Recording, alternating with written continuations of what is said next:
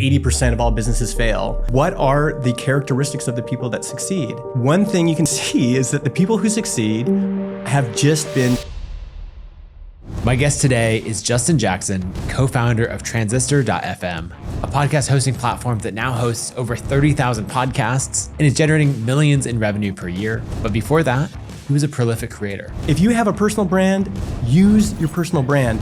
If you have a newsletter list on your own, if you have a following on a social network, use every advantage. You need every advantage. We were one of the first people that were able to distribute podcasts to Spotify. How did that happen? We were doing a podcast, an engineer at Spotify was listening, DM'd us, saved us so much time and money.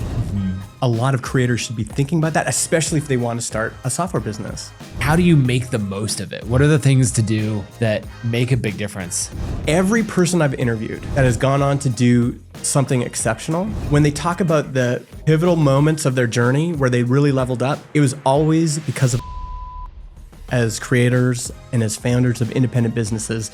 This is the way that we hold the tension between us and the big platforms because it gives us power. So Justin, you have this idea that I've heard you talk about of how business is like surfing. Yeah. And I want you to get into that because it touches on these ideas of market selection and timing and like being in the game for a long time that I think are really important. Yeah.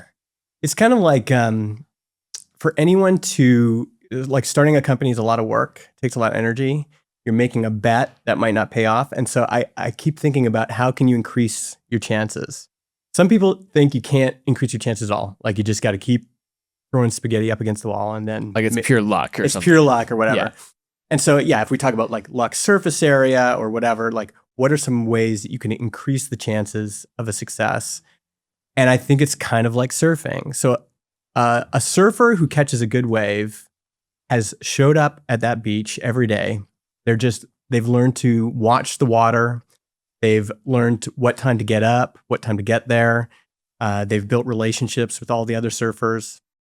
And when the good wave comes, they're ready for it. And they know that it's worth it to expend all that energy to paddle out. Right. And paddling's a lot of work, right? You expend a lot of energy.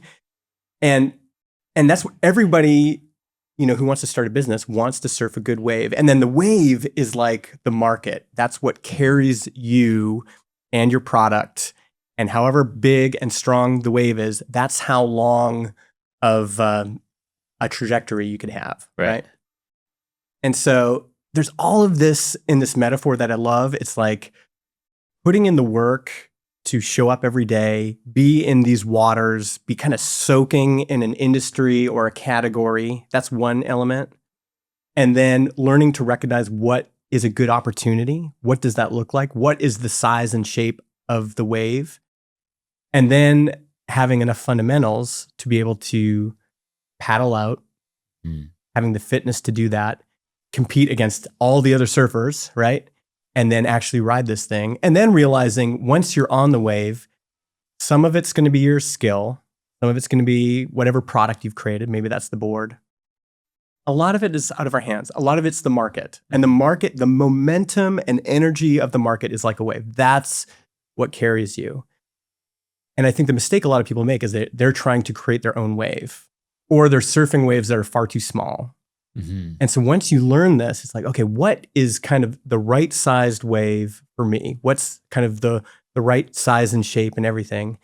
And once you can do that, I think you can increase your chances of having a good business. So there's so many things in there that make a difference because it addresses the topic of luck.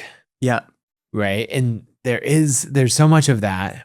And so we'll say like, oh, she just got lucky.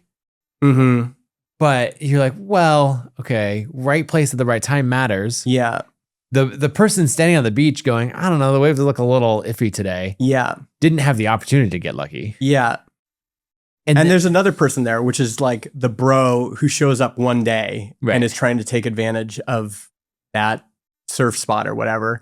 And they're just at a disadvantage. The whole rest of the market's kind of like, yeah. Exactly. You don't know what the lineup is. You don't know any of that. And this is the part that, because there's this other thing people always talk about is the failure rate of like, like 80% of all businesses fail. or sometimes I'll talk about something. I'll say, here's an example of how you can increase your chances. And people will say, well, who'd that work for? And I'll say, well, it worked for Nathan, and it worked for me, and it worked for my friend Adam Wathen. And they'll say, yeah, but that's like you're the outliers. You're outliers. Right. And my whole point with entrepreneurship is you want to look at the outliers. Survivorship bias in entrepreneurship is what you want. You want to look at the survivors. Copy those. Because it's unlike anything else, because anybody can start a business. There's only going to be a few that succeed. So if that's true, then what are the characteristics of the people that succeed? Mm-hmm. And one thing you can see is that the people who succeed have just been showing up at a surf spot forever. Mm-hmm. So like you were a creator, you were using other email newsletter platforms, you were talking to other creators, you saw the struggles that people were having, and then you saw an opportunity. Right. And you had, built up all of the connections and everything else to like actually do that, right? And it's the same, almost every success I've ever seen is like that. It's all people who have put in the work, who've showed up at the surf spot every day, right? Who maybe surfed a few smaller waves at first, and then built themselves up to the wave that they caught, and tried tons of waves that didn't work out. Mm-hmm. But we also we don't have unlimited. We only have so much energy. Right. We only have so many resources, and if that's true, and you don't want to be in this massive group that is starting a business but not creating a better life, and you want to be in this group that did it and succeeded, yeah, I think these are the kinds of things you want to be thinking about. Like, what markets, what categories, what opportunities am I uniquely kind of prepared for? And I might have a unique advantage in it. Right. And I think like with Transistor, if I hadn't been in podcasting for all those years, and if I had, like, I was in every podcasting forum, I was in Google Plus circles for podcasting. I bet a bunch of people listening are like, don't even know what that is. Don't even know that. Like, we don't even need to explain it because it's not relevant anymore, but like exactly. It existed. But being in the water, kind of like, sitting on my board, waiting for the opportunities. And I'm in different spots. Like there's other places I could have gone, but I could see the wave of opportunity with podcasting coming. Mm-hmm. I could see every week the New York Times is publishing a new editorial on podcasting. I can see Serial showing up. I can listen to my friends like you and other people that are like, well, I'm starting a show. I'm starting a show. Oh, I have a show. I have 3 shows. I'm like, man, there is something building here that is unlike the previous 5 years of podcasting. Right. And you only kind of get that if you're in the water on the shore, kind of waiting for the right opportunity to come. Yeah, because you're watching this build over time. Like I was talking to my friend Ben Greenfield, who's in the fitness space, and someone was like, "Ben, you've been podcasting for a while, right?" And he goes, "Yeah, 17 years." And like he has legitimately been podcasting continually for 17 years. When you had to hand edit your XML file to like get all this in there, and like I remember, 10, 15 years ago, people saying like, oh, podcasting is saturated or whatever else. But if you're really watching it and paying attention, you're like, wait a second. It's double how big it was a year ago or 2 years ago, but like still super, super tiny. Yeah. And then you see that, these inflection points. And I think that, Serial and some of these others like really ramping up is a big moment. Yeah. And I think to think about markets, like the size of a market matters. Mm-hmm. The size of a wave matters when you're surfing it.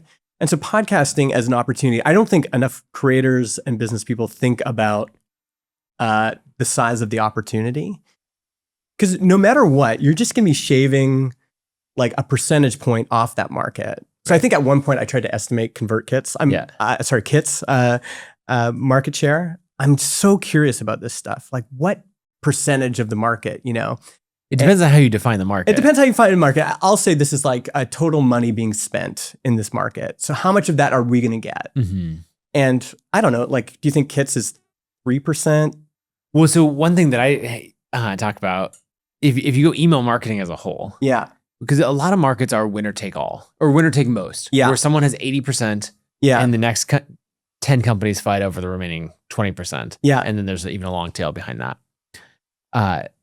Something that I told the team is MailChimp's revenue at the time of sale was right about 1 billion ARR.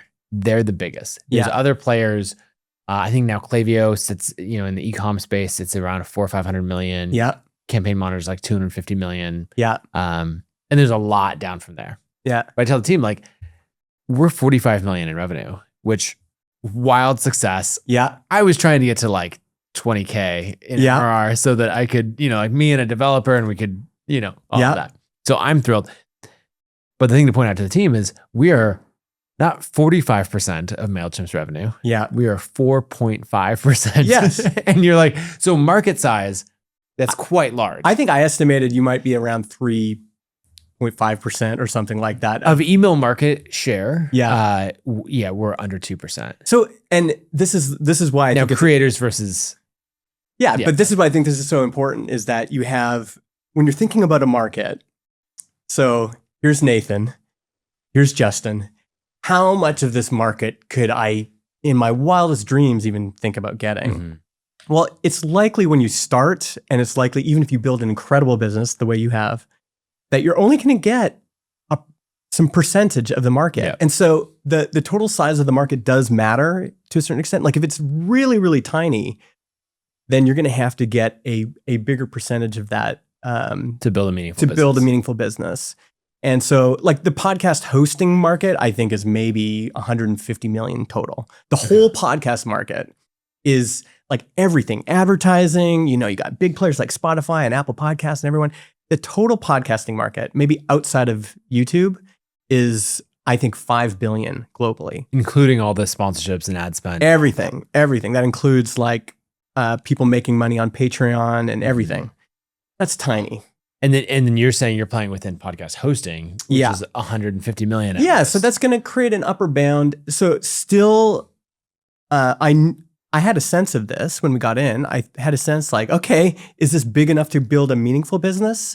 And for John and I, we're like, yeah, like if we can get this thing to 1 million or 2 million or 3 million in revenue, that would be incredible. And, that would put us in the top 10 of podcast hosting platforms.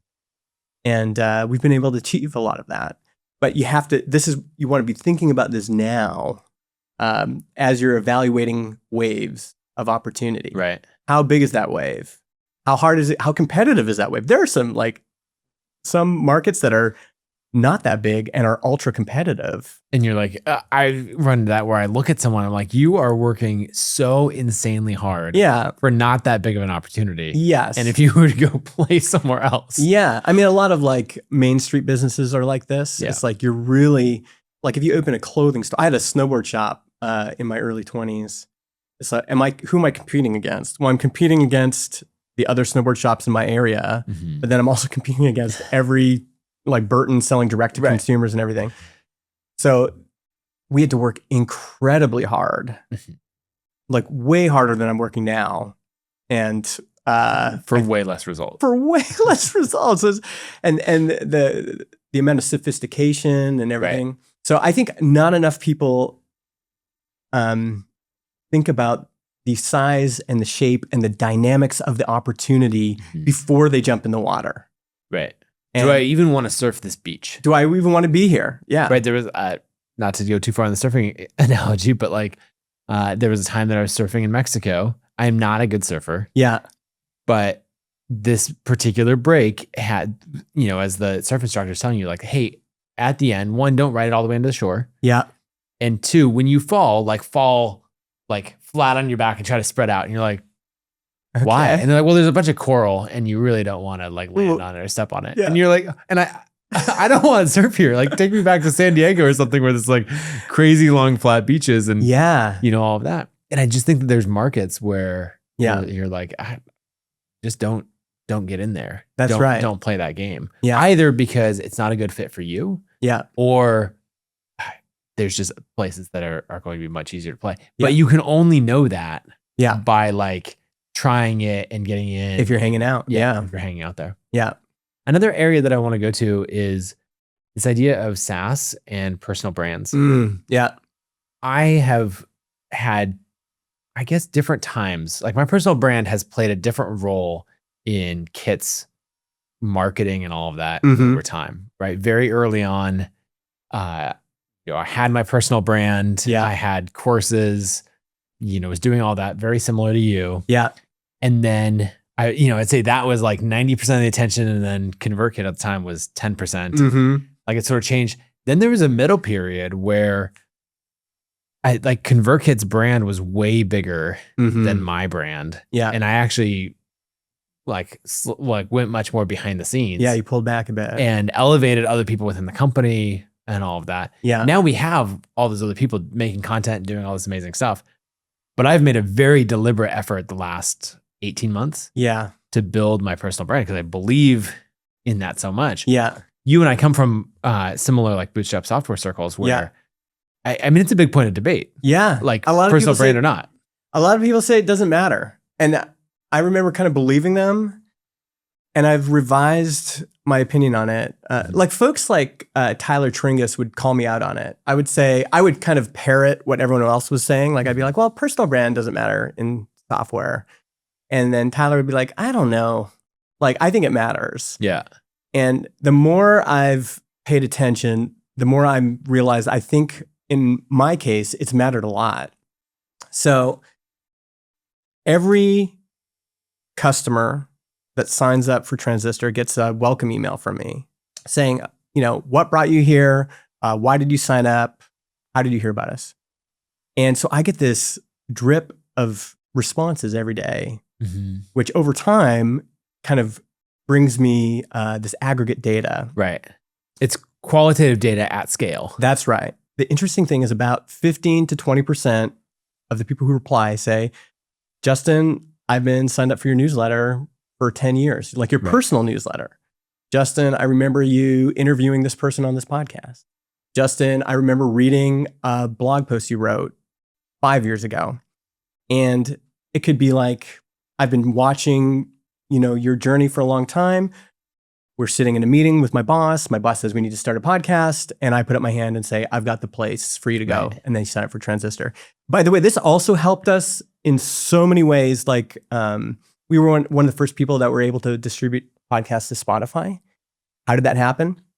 We were doing a podcast and an engineer at Spotify was listening, DM'd us and said, again, like I've been following Justin's journey forever, on your podcast, I can get you the inside path to be able to have access to a new API or submission process or whatever. This happened. We had we were trying to figure out bandwidth costs, talked about it publicly.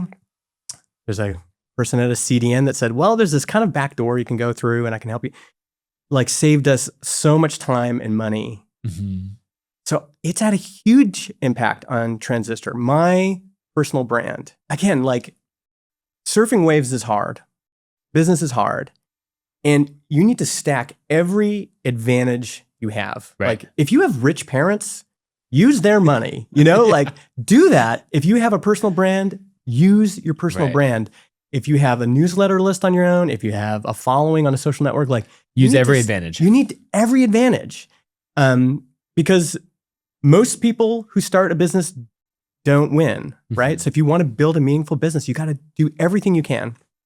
And I think for people like me, this is where you have to qualify it. For people like me, and maybe people like you, personal brand, and your personal following, and writing a newsletter, a personal newsletter for whatever it is now, 15, 20 years, writing a blog for whatever it is, 15, 20 years, actually matters because you're stacking all of these advantages, all of this surface area of luck for that makes it more likely that people are going to remember you, interact with you, all this stuff. And so, yeah, I think a lot of creators should be thinking about that, especially if they want to start a software business. Well, I think there's probably two camps of people who have a personal brand who end up in software. Either they go big on the creator side first. Yeah. And then they're saying, I have a huge amount of attention. How do I direct that to something that will build me more equity or enterprise value? Yeah. And then there's the other side of I'm getting into software or this other side of it. Yeah. And maybe I need to build a personal brand you and I have been in software for longer than we've been creators. Yeah. Right. Working in the industry in some way. And Yeah. we built those skill sets alongside it. Yeah. But I think that everyone thinking about software should have an audience in some way. Even if it's the basics of writing a monthly investor update that's actually not to investors, it's to your like friends and advisors. Yeah. Or it's this idea of a minimum viable brand where you get like 2 or 3 podcast episodes. You've got like, it just helps everything that you're doing when people say, I got this cold email from this guy, Justin. I don't know what he's about, but I Googled him and then his stuff is cool. Yeah. And yeah, I'll take the call. Sure. Yes. Yeah. That makes, it makes a huge difference with everything. Like you have so many problems to solve. Mm-hmm. It's like, again, vendors and how are we going to navigate this thing? You know, you need partners, you need friends, you need all these things. Right. I will say, I think for creators that are thinking about getting into software, I know some people haven't had a good experience with co-founders. I've had a very good experience with my co-founder, John. Mm-hmm. He is, I've described it as we're like Voltron, like, you know, we come together and the sum is better than the parts. I couldn't have done it without him, and I don't think he could have done it without me.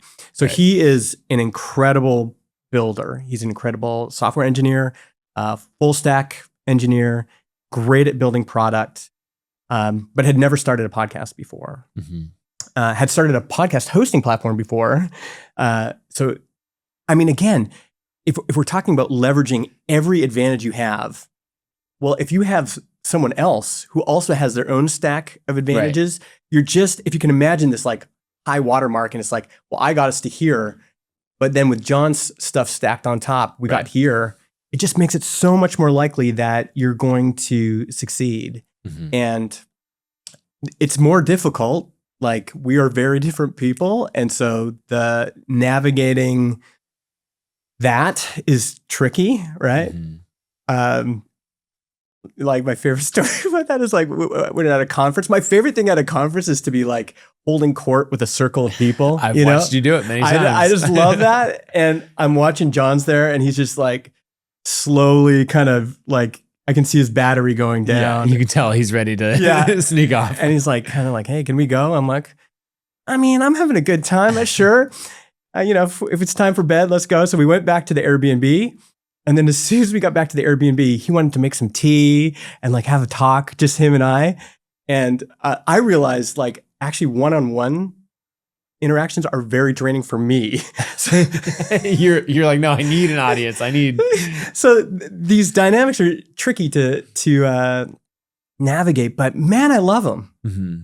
Like I couldn't have done it without him. What would you think about selecting a co-founder? Like if we're speaking to a creator who's saying, hey, I have this software idea. It's a good fit for my audience. Yeah. I think this is another case where you got to be in the water on the beach. I met John in 2014, so 4 years before we did Transistor together, and hung out with him every year. I would be going to Craft and Commerce. I would be going to events, meeting people. Right. Go to some programming events, like go to a Laracon or a Rails World or something. Yep. And build relationships over years. And then when you're ready, when you're like, you know what, I've got this insight that nobody else has. Like I've realized in my category, you know, my type of person, my market, there's this opportunity. Who am I going to pair up with? Oh, I remember, you know, this person over here. Right. And then you can pitch them on it. And then you're not also trying to pitch a partnership with the first developer that you've met. And you like, statistically is going to be a terrible idea. That's right. Yeah.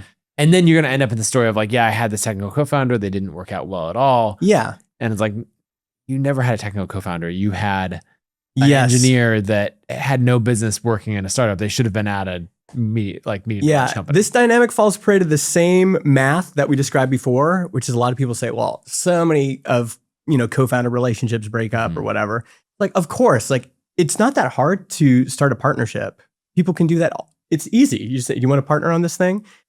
So the denominator is going to be a very large number. And if you want to be one of the people that make it, right, you just got to increase your chances. And I think that's building a good relationship with a bunch of people, and then approaching people one-on-one saying, hey, I got this idea. I mean, John didn't want to do it with me originally. I just convinced him. It was like he thought about it. He'd been burned by a partner before. And so, but the reason he could trust me is because we'd spent so much time together. I think the other thing is a trap that creators can fall into is thinking like, oh, the product is easy and I have huge amounts of distribution. And so really I'm bringing like 90% to this. Yeah. And, you just build the thing. Yeah. Because they're used to a sales cycle, maybe from a course or an ebook or something else that can be an impulse buy. Yeah. But like moving my entire email list to Kit, or, like let me get off of whatever podcast platform I'm using and move to Transistor. Yeah. Like there's a lot more to it than that. And so it's not like, I don't know, I sent an email to my list and then thousands of people signed up and we're on from there. It's like, you have to, as a creator, you have to expect you are going to promote this thing like crazy for years to get traction before it starts to compound. This is another thing, like industry advice. They're like, never do a 50-50 partnership. And maybe legally it is a bad idea. John and I were 50-50. I was just like, I could not see a world where we just needed equal incentives. It's like, I've got 50% of this thing, you've got 50% of this thing. And John was the first partner that I connected with where I felt like I was like running the way I normally run, and he was right there beside me. Yeah. And I think it was partly because of our relationship. I think it's partly because we are uniquely talented in very different ways. And I think it's because of our incentives were 50-50. And again, maybe I'm sure there's stories on either side, but I at least want to be one example of, I think, a 50-50 that's worked out really well. There's downsides. There's times where it's like we're struggling, but I think 50-50 with a couple of advisors or mentors who you both really respect. Yeah. And so you're basically like, hey, we know we're going to get into a big dispute. Yeah. First, you should do the pre-mortem. Yeah. You should write out, all right, we're going to get into a 50-50 partnership. Yeah. Here's all the way this fails. Oh, we actually have the same skill set in these categories. Like we don't complement each other. Yeah. Or, our personalities are going to clash. Okay. So you list out the pre-mortem, just all the things that could happen. Yeah. And then from there you go into, okay, if or when this comes up, how would we address it? Yeah. And then this becomes a document that we still have ours. Yeah. Yeah. With a bunch of hard questions. Yeah. Well, is there an example of one that you had to wrestle It's like one question was, can either of us fire the other person, and why would that happen? We just went through a big thing over the summers. Like, what if either one of us dies? Right. John doesn't have kids. I have kids. I had this anxiety about who's going to take care of my family. And so we had to have this like honest conversation about like, John, I just want to know that if I pass away, that someone's going to take care of my kids. And so, those are some of the big ones that you talk about. It's, it can get serious. It's like, it's not like a marriage, but it's that level of commitment. Yeah. Now, one of these things that I've seen go wrong a few times in a 50-50 partnership is the face of the company. Yeah. Because it gets into, it's partially playing to strengths. Yeah. But then ego comes into play. Yeah. There's a project that I invested in. I won't say what. Someone could probably figure it out based on some of this. Do you want me to start guessing? Yeah, exactly. I've only made like 11 investments total. So 2 co-founders. Yeah. Equal partners, and then they had a handful of outside investors. Myself, and it went well. They had some strong personalities, so there's some clashes, but that was all expected. Yeah. But then one of them became the face of it in a huge way. Yeah. Like national, international press coverage, all of that. Oh wow! And watching, like that was amazing for the business. Yeah. Exactly what we were hoping for. All of this stuff, the content creation stepped up. All of this stuff. Yeah. And the other co-founder like became very jealous. Yeah. And it caused, so like that was the point. It eventually broke up for other reasons. Yeah. And myself and a few other people and the co-founder that stayed ended up buying out the other co-founder. But you could, if I could point back to like, where did this go wrong? I mean, I had this conversation with John. I was like, I'm just out there doing my thing. And people will think, It is entirely your company. People think it's entirely my company. I mean, I always try to bring him up because I want to. When John and I built this, he's crucial for the company. But I said, man, does this bug you that I'm kind of the face of the brand? And he's like, no, dude. He's like, I don't want to do any of this, like. And it's the same, like we go to a conference or whatever, and it's that same dynamics there. I'm happy to just be out in the fray and just in my element. And he's happy to go back to his room and have a nap or go for a jog or whatever. So I think it's a good discussion to have. That might be one of those questions you ask is like, what if one of us becomes more famous or becomes the face of the brand? How would that make you feel? Yep. And it might also have to do with, I don't know if age plays into this. Like I would have been fine if John was the face of the brand, I could have also chilled out as well. So we started Transistor, I was 38 and John was 37. Okay. So, and the average age of our company now, we have 6 people, is like 42 or something like that. We're old company. I've noticed the average age at Kit like gradually creep up as I've I'd love to talk about that actually. I think that's one of our challenges. I want to bring in more young people. Mm-hmm. I did this project over the summer where I hired a junior developer that was just looking for a job and just to build a personal project for me. So with my own money, hugely inspiring. Like I got so much energy. This kid named Ferdinand in his 20s. And it's just so different than working with people in their 40s and their late 30s.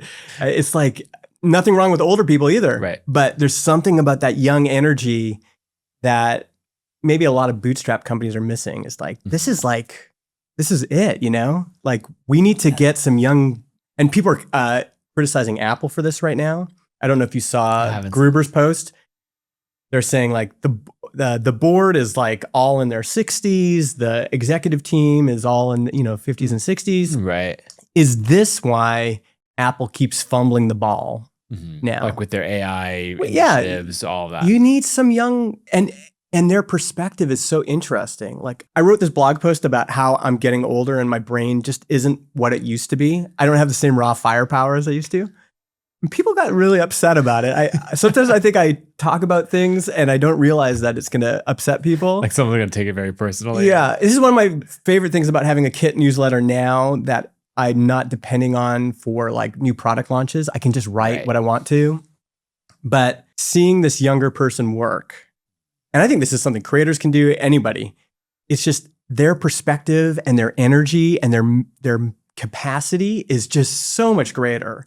And it was so fun and inspiring to like be working alongside them and just be kind of like channeling this energy, Yeah. And to go back to the surfing analogy, you're like right there in the water and they're like, oh, in this wave. And you're like, not that wave. Yeah. That one. That's right. That's right. And maybe it's a wave I couldn't get to by myself, but it's like, this guy's got energy. Like, just go, man.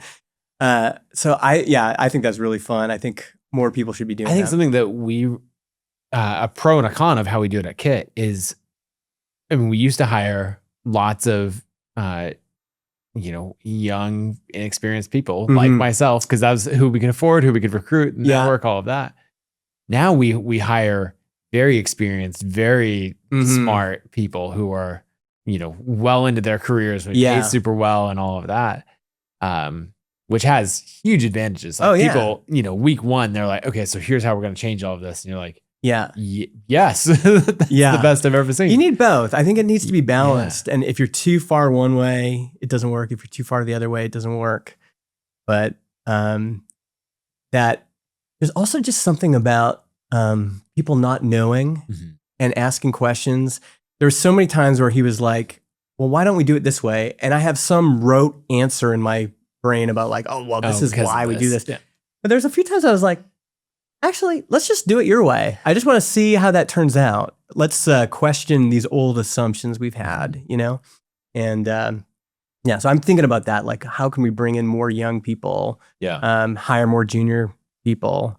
I think that's pretty important for a business. One thing I'm trying to figure out is how this relates to AI. Because something that I'm noticing is I think that AI is going to, if a career is a ladder, and there's a bunch of different ladders. I've heard you got a post about this. It's something I'm thinking about a lot. But if AI takes out all of the bottom rungs of the ladders, right? Because it's not replacing the incredible interior designer who is world class at what they do. Yeah. But if you're like, how do I style this room? And you take a photo and upload it to Mhm. ChatGPT, it'll be like, there you go. And you're like, that's pretty good. Yeah. And so I think in programming, in design, in all of these categories, and I'm trying to figure out, like, short term, maybe that's great because productivity increases or all of that. But long term, like, what if only like world-class people who are the complete outliers are able to like jump the 4 missing rungs of the ladder and actually get up this career? And in 10 years, do we actually have any? Yeah. I mean, I think about this all the time. I have 4 kids, 15, 17, 19, and 22. Okay.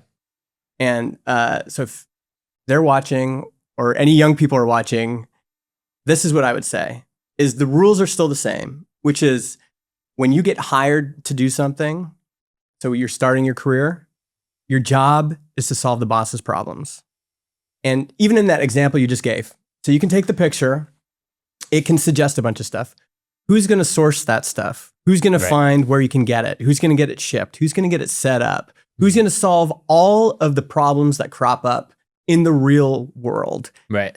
And that is where I think a young person with a bunch of energy who's hungry can really excel, is just show up. And you don't really know yet. You're not experienced enough yet to really know what to do. Just watch the boss and then say, I can do that.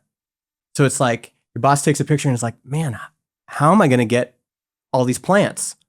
I'll do it. Yeah. Just pull up your Honda Civic hatchback or whatever and get it done. Deliver the result. Deliver the result. And I mean, right now, if someone showed up at my house today and said, do you need your dishwasher fixed? I would say yes. Come on in. I will pay you whatever. Right? There's not that many people doing work. Mm-hmm. And if you show your ability to do that, and you can pitch people on this that you don't even work for, just like other creators that you respect, anybody. Go to a conference and wait by the shipping door and watch, your favorite creator coming in to set up their booth or whatever. Hey, can I help you move this stuff in? Like, just show up and solve their problems in a tangible way. I think that's going to be a big opportunity. I am worried about it, though. I think there is some concern in terms of the problem about talking about AI right now is people always assume that I'm talking about forever. So I'll say something like I'm about to say, and people are like, well, just give it time. Sure.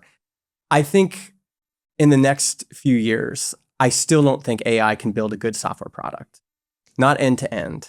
Yeah. There are so many decisions you got to make along the way, and just prompting into a thing and getting an output, you're going to realize really quickly that there are a bunch of connection points. There are a bunch of things you need to do to join these together, both in code and more importantly, in user experience. Yeah. And then even like there's a whole DevOps side to this that people don't think about.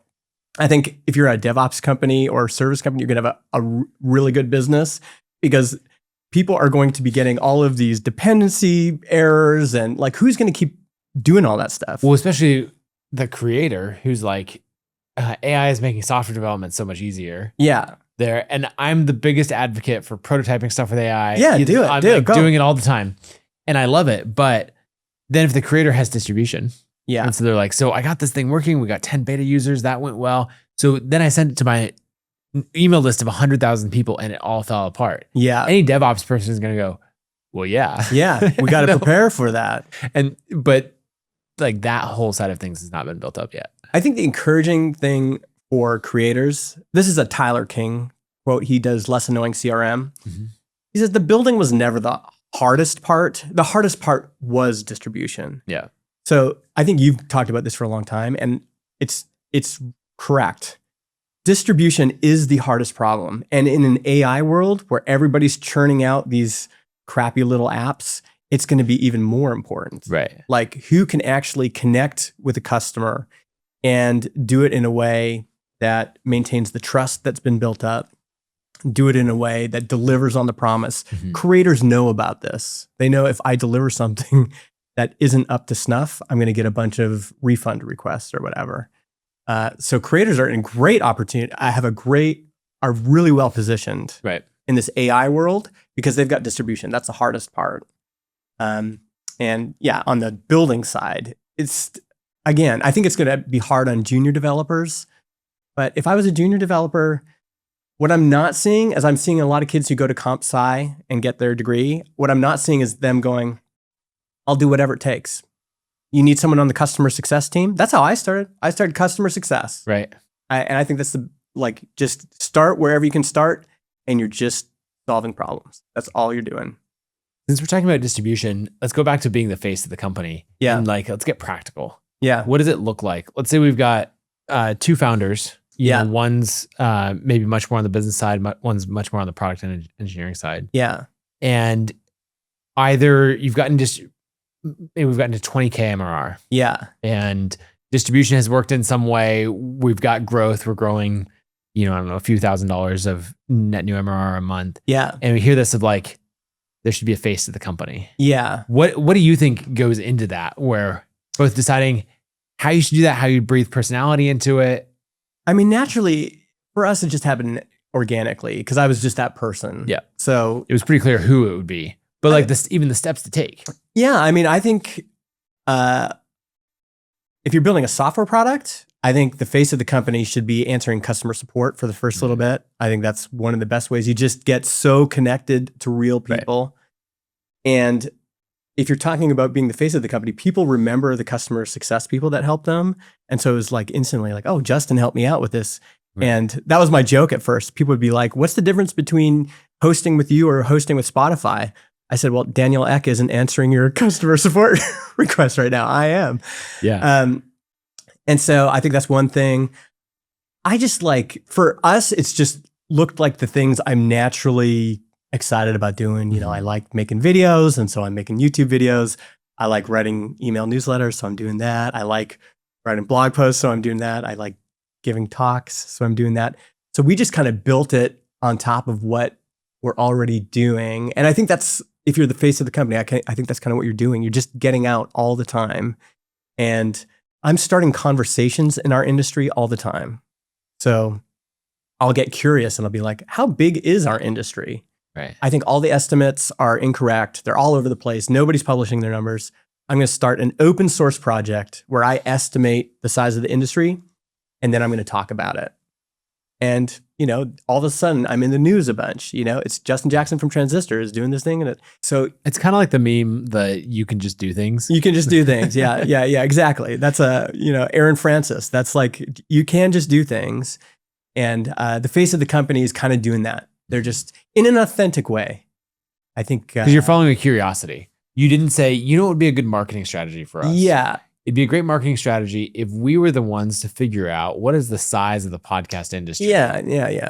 But instead you went the other way and you said, I'm curious about this. I want to know. I think these are all wrong. Yeah. And so you can even just put out a question. That's my biggest pet peeve about anybody. Most podcasts with CEOs are boring. It's you're just talking in corporate speak. You're not a real person. I've always wanted to be authentic. I want to reveal as much as I can. I mean, there's a lot that people don't see. Yep. But the 20% that I can share authentically in a real way, I'm going to share that stuff. If I think, it gets me in trouble too, but the benefit of it is when I'm being authentic, people recognize it, I think, I hope.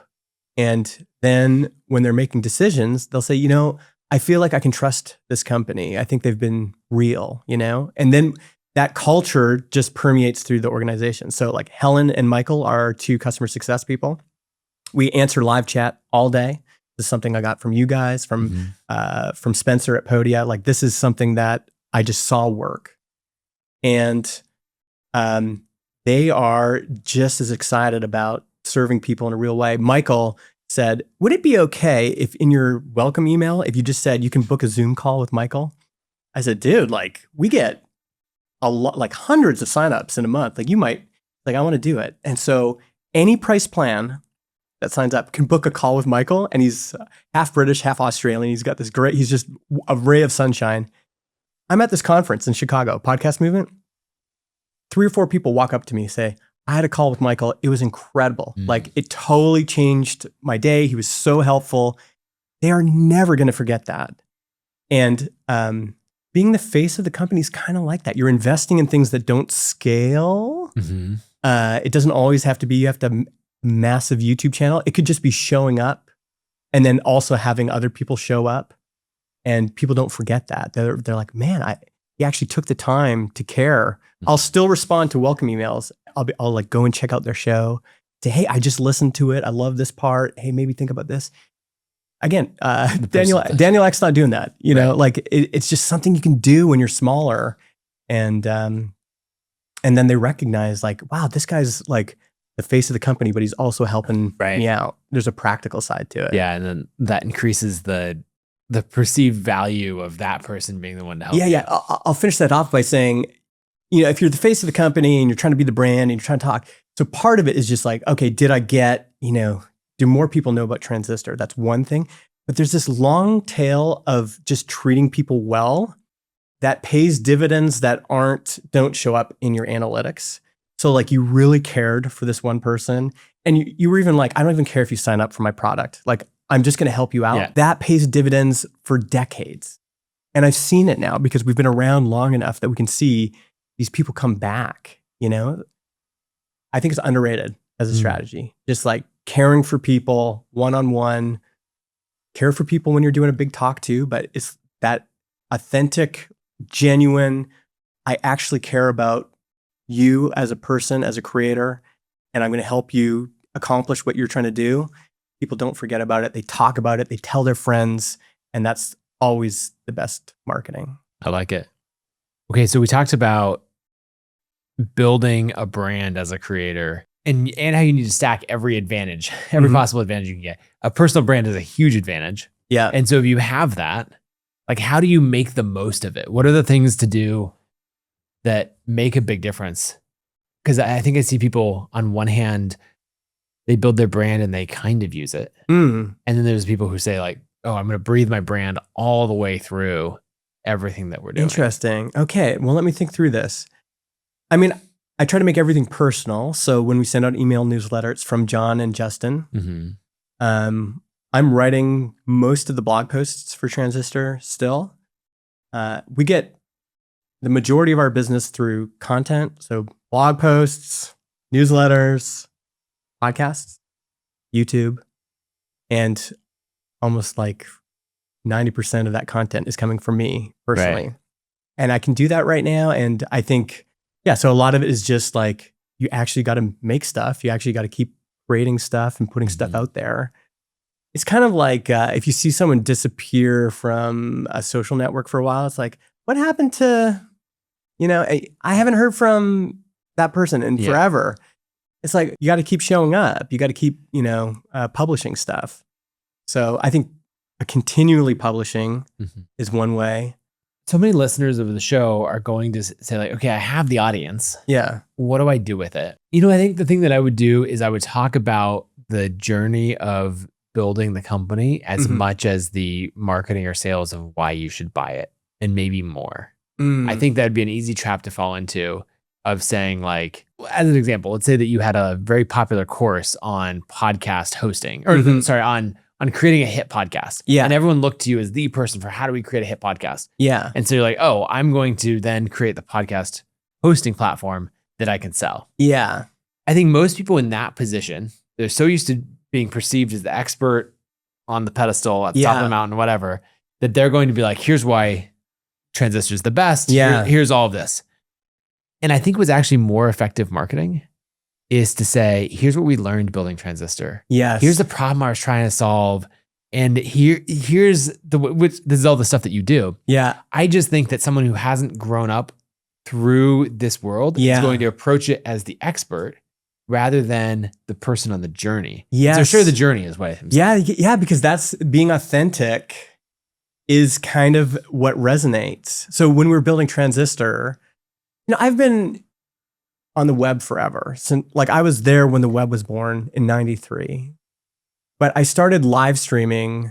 I decided to build the Transistor marketing site by myself, just from scratch. And I would show up on these live streams. And even though I've been on the web forever, I'm a fairly decent web developer. I was just honest about my limitations, what I wasn't good at, what I was struggling with. And I would just show up almost every day. Like I just hit like stream and hey, everybody, like today I'm trying to figure out Tailwind CSS. Like I don't know how to do this. And then I was able to bring on my friends like Adam Wathen. Right. But I'm still fully leaning into, I'm trying not to be too much like pretend to be someone I'm not. So Adam is like watching me, like I have no keyboard shortcuts. I'm like dragging my mouse up and like clicking. Him, like start twitching and he's like, we just shared it all. He was just like, oh my gosh. Like, he's like, if I could get you to do one thing, he'd be like, just please never use the mouse for this one. That's right.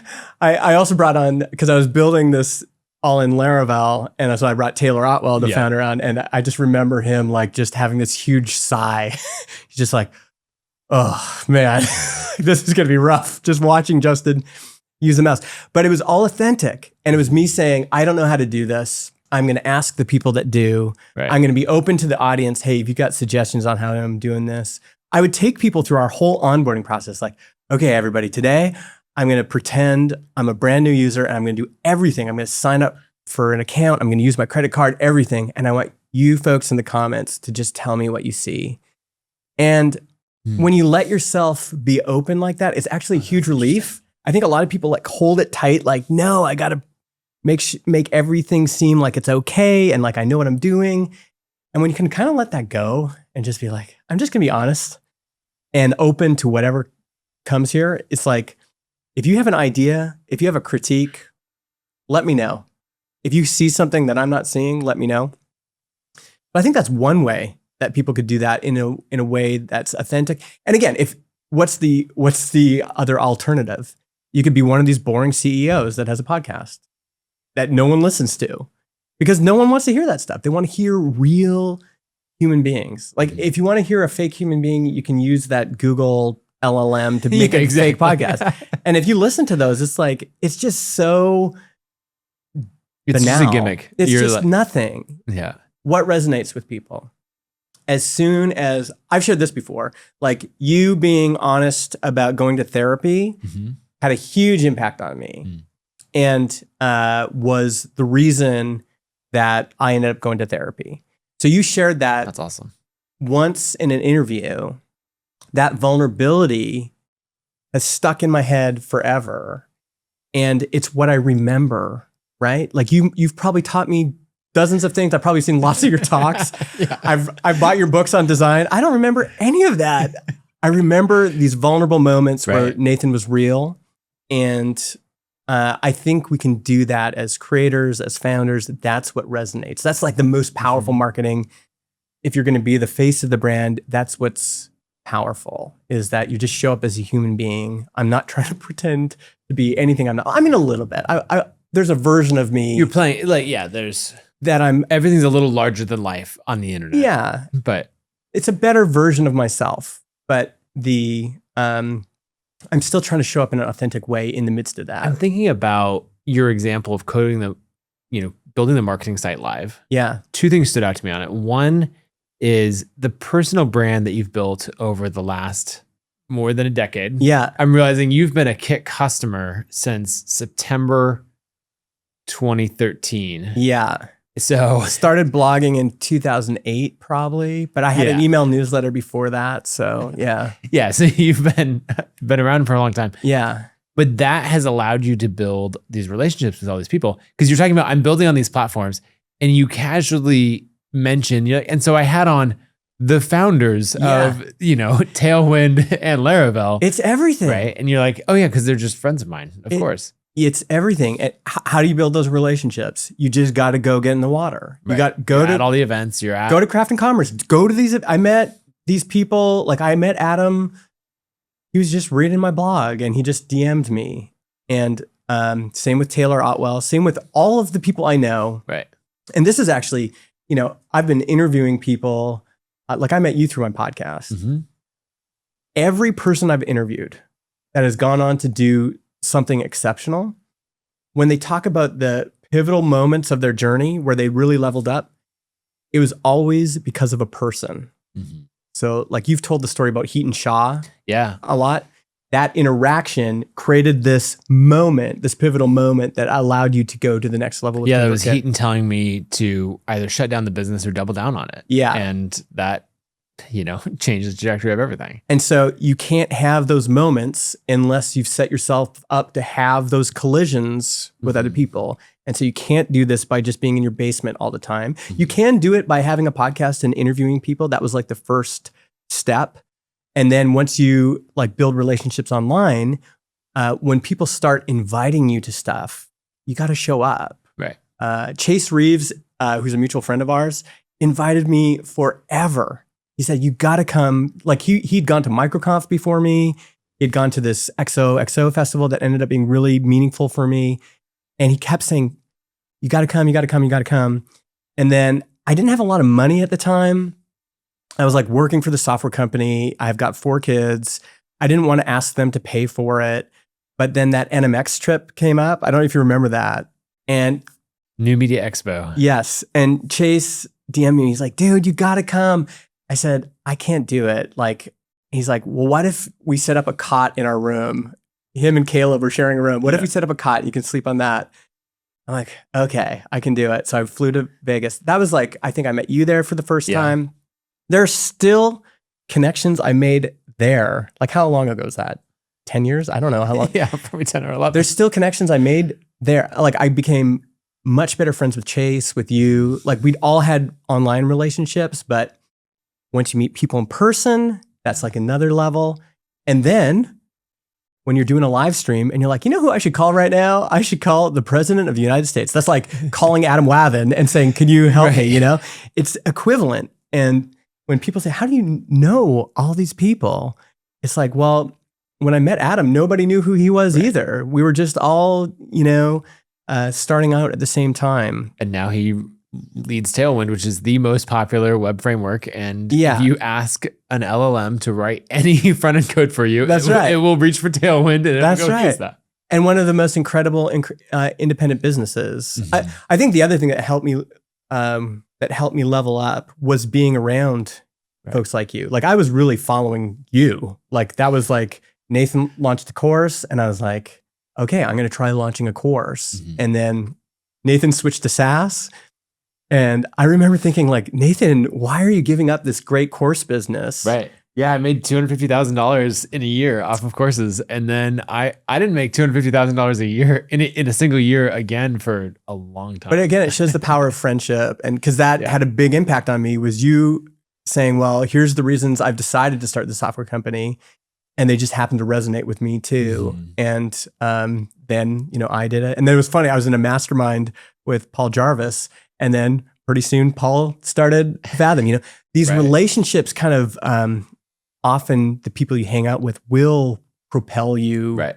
And it's another reason to get out of your house, out of your basement, like actually meet people. And this can be anything. Like, my wife signed us up one time for a Ruby on Rails meetup in Vegas. Okay. Just a local meetup. And we just got some cheap tickets to Vegas and flew in because she wanted to learn Ruby on Rails. So I said I'd come too. And we met people there that I still are like pivotal people in the industry. It was just a local meetup. And they're like, what are you doing here? For this? What are you doing here? And it was cheap. It was like, maybe a couple $100 to do the whole thing. But we set ourselves up for these collisions and build relationships that, have paid dividends for a long time. Something else that you said as you were talking about the website building process that resonated was you being so vulnerable about what you were learning, so open about what you're learning in the process. Mm-hmm. And I don't think I do that with Kit to the same extent that I used to. Yeah. And I don't think I've talked about publicly, like, the 3 big initiatives that I'm trying to work on within the product, right? I'm trying to build out an app store, and here's the hard things about it. I'm trying to build our creator network. Yeah. And I'm trying to improve onboarding and activation. Like, I could absolutely do the live stream. Yeah, dude. Walk through our onboarding flow and be like, all right. What's good about that is people gossip. And gossip is actually good in this case. Like, hey, I saw Nathan talk about the difficulties he's having with the App Store. It's like kind of gossiping, right? Yeah.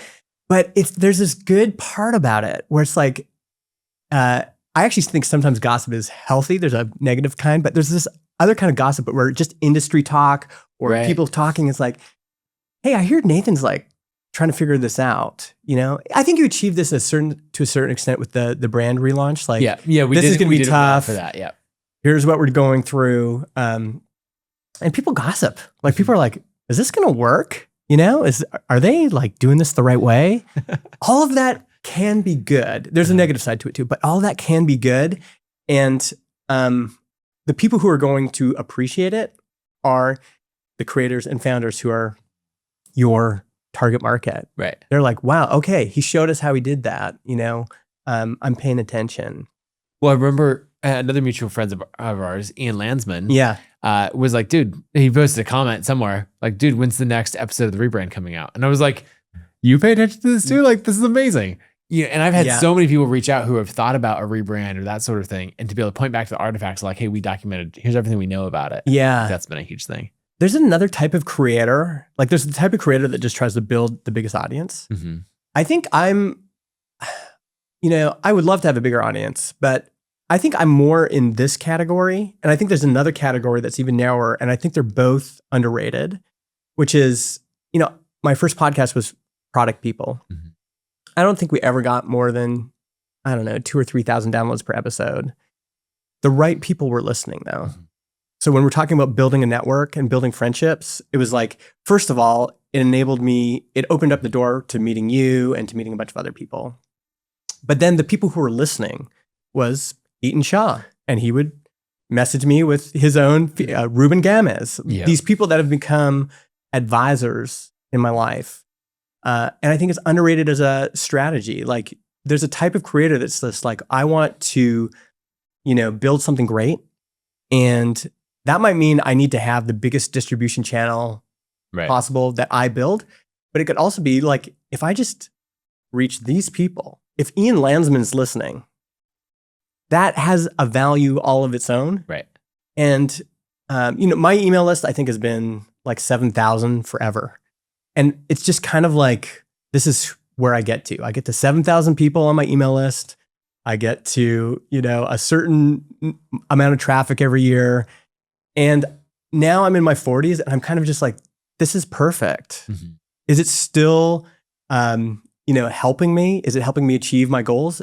Absolutely. Because I know sometimes I'll publish a newsletter and, someone like you will reply, mm-hmm. or someone like Ian will reply, or someone like Marie Poulin will reply. And as long as those people are like still there and listening, I'm getting doing the right thing, all the value I need. So if you're the kind of person who wants to build a big audience, that's great. And if you can, that's great. But there's also this like, I've been having an email newsletter forever. I've got 7,000 people on there.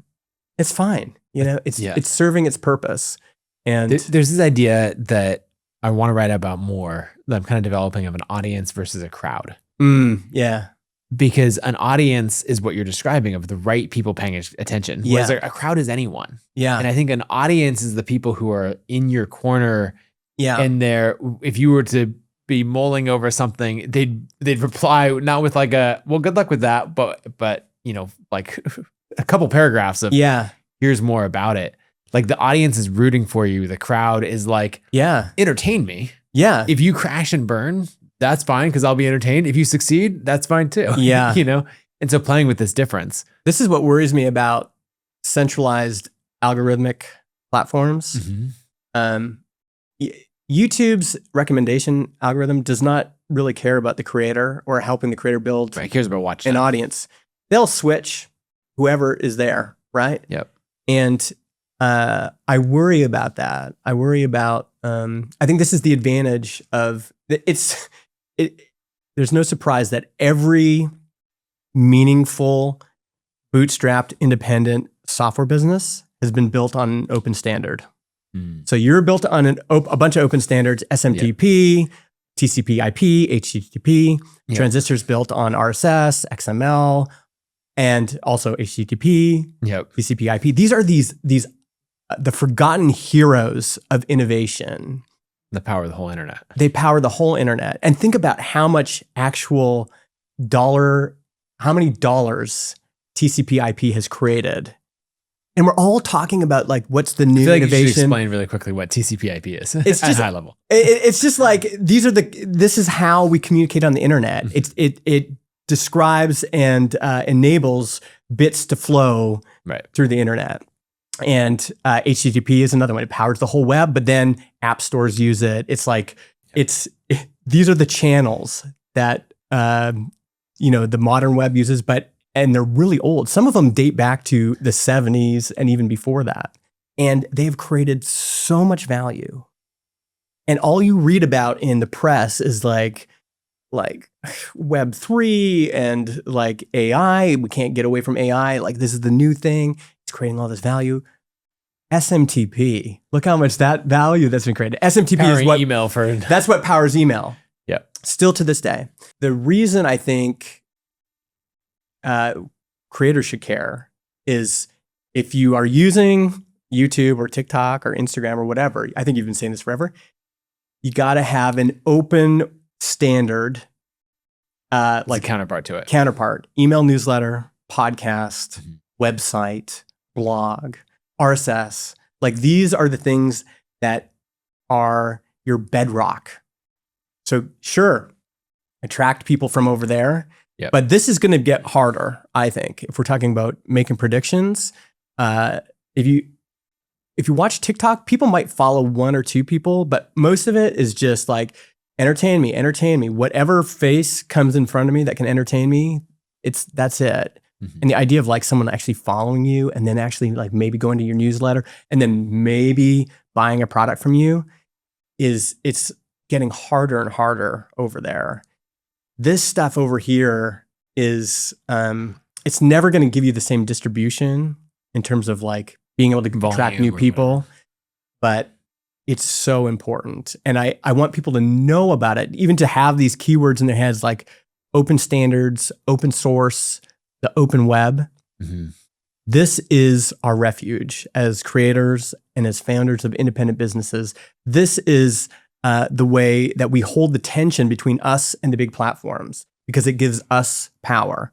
So you take away my YouTube channel, well, I've still got my RSS feed. And yeah, my RSS feed has less followers or subscribers, but these are the real ones. If I keep publishing on here, they're going to keep supporting what I'm doing. Whereas if this goes away, there's just another person that's ready to fill your spot. You need both. Creators have always done arbitrage with the bigger platforms. Like, that's the tension of our world. But like, give some credit to the real champions, which is these old, crusty web standards. And power everything. That they power everything. MailChimp, that big exit that they had, it's because of open standards. Facebook would have not been possible without PHP, without Linux, without all of these things that have been built for free that we can take advantage of. And any creator that's publishing anything on the internet is using them every day, because the centralized platforms use them as well. And you've been saying this too, but I just want to reiterate, like, yes, go out there. I'm on YouTube too.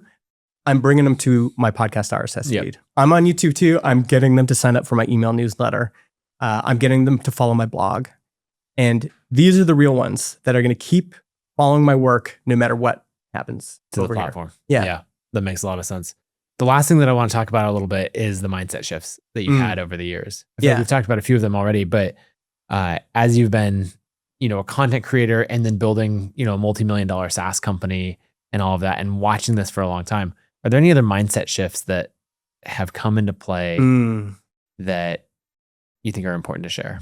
One interesting one is, like, my job at Transistor is to show up every day and just push the rock a little bit further down the path. And so I think people think, especially with marketing and growth, like there's just going to be like one thing you do. And sometimes that happens, like you push a snowball down a hill and it builds momentum and stuff. I've been talking a lot about if we can compare like pushing a snowball down a hill and it slowly building momentum over time and building up more and more, impact Yep. versus a slot machine. And I think with marketing, I often treated things like a slot machine, like, okay, like Facebook ads, here we go. And it's like disappointing. The things that have been like truly impactful are these things where I'm just like pushing the snowball one day at a time. And then eventually it builds momentum and it rolls down the hill. And then I got to push another snowball, like that's kind of the work.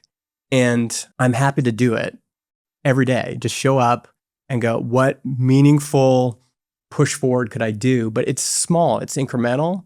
If you look at Transistor's, like where we get our customers, in Slack every day, we're basically, our goal is to get like 20 signups a day. Mm-hmm. And on average, we'll convert about 75 to 80% of those to paid. Okay.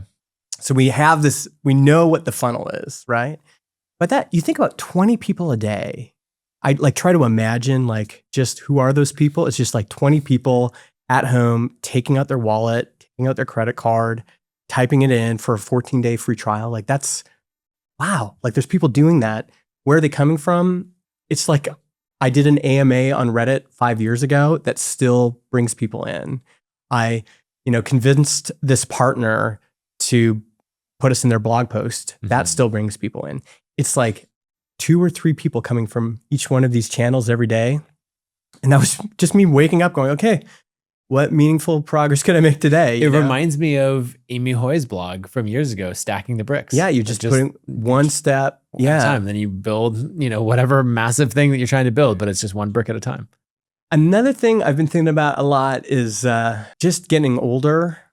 So I'm turning 45 this year, which in the software startup world is ancient, and seeing both the challenges and the value of being older.